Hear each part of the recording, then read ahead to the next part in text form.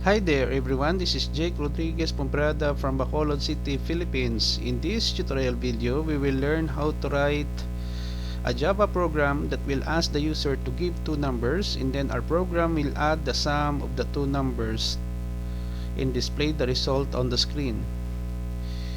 Before we start, if you like this video tutorial, please click the like button, share, leave a comment in the comment section of this video tutorial, and subscribe to my channel for more upcoming video tutorial.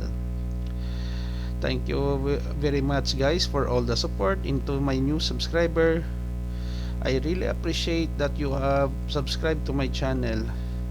I try my best as this content creator of this channel to provide you with more quality tutorials, not only in computer programming, technology, and about lessons in life.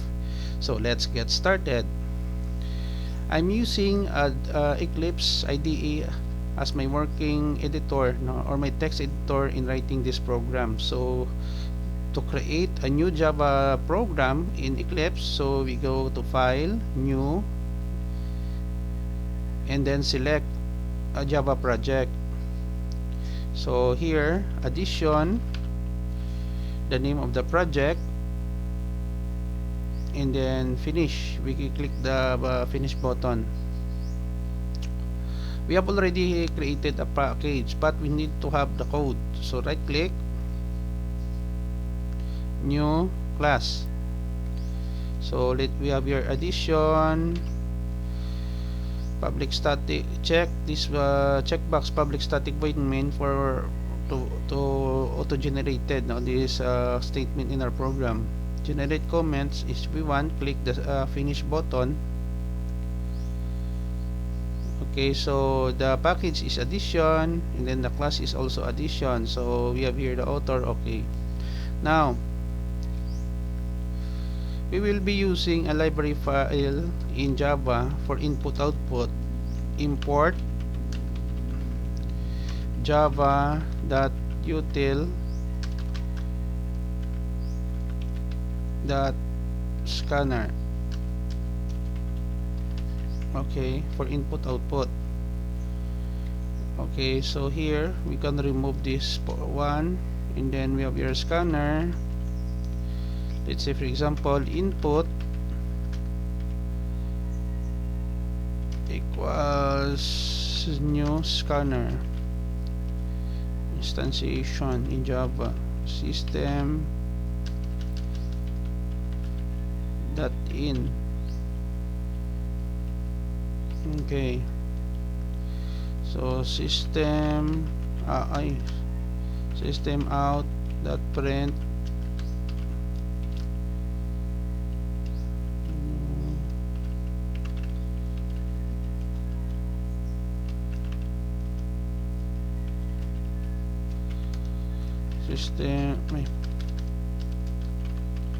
system out point print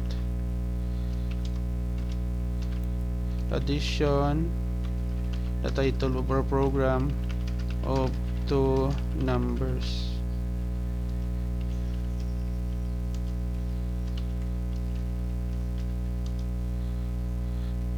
System out point print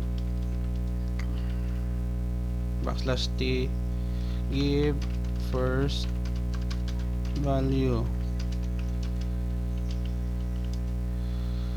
Okay, so we have here int a to accept equals input, and then next int up. Okay, so this is for variable a. We copy that, and then variable b, and then we have to change this portion. Instead of first, we have second. So we have here int sum a plus b.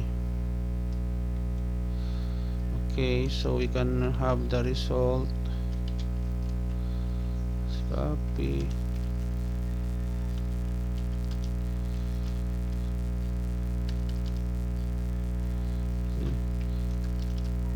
\t the sum of A and we can continue on the bottom, B is the sum.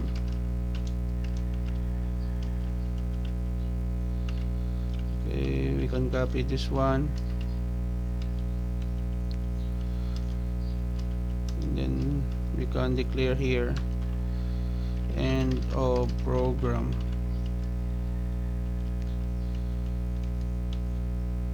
Okay, so I think we have already finished now writing the code. So this portion, the scanner input is a library file, the command library, instantiation command that belongs in this library file. Import Java util scanner for input output. And then we have here the title of our program. This portion is for the input. This will be the assignment statement now that will add the sum of variable A and variable B, and then we have here the display of the result. The next step that we'll do is to compile and run our program. So Control S to save, compile and run. There is an error. I think warning. Okay, so first value, let's say for example we have addition of two numbers. Give first value, let's say 8. Second number, let's say 2. So we are expecting that the sum is 10, no? The sum of 8 and 2 is 10 in the program. So we got the right program in a single run. So let's save, input.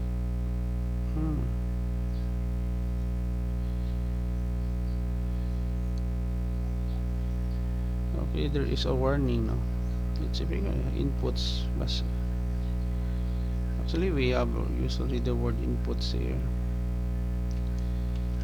Okay, so let's say compile again.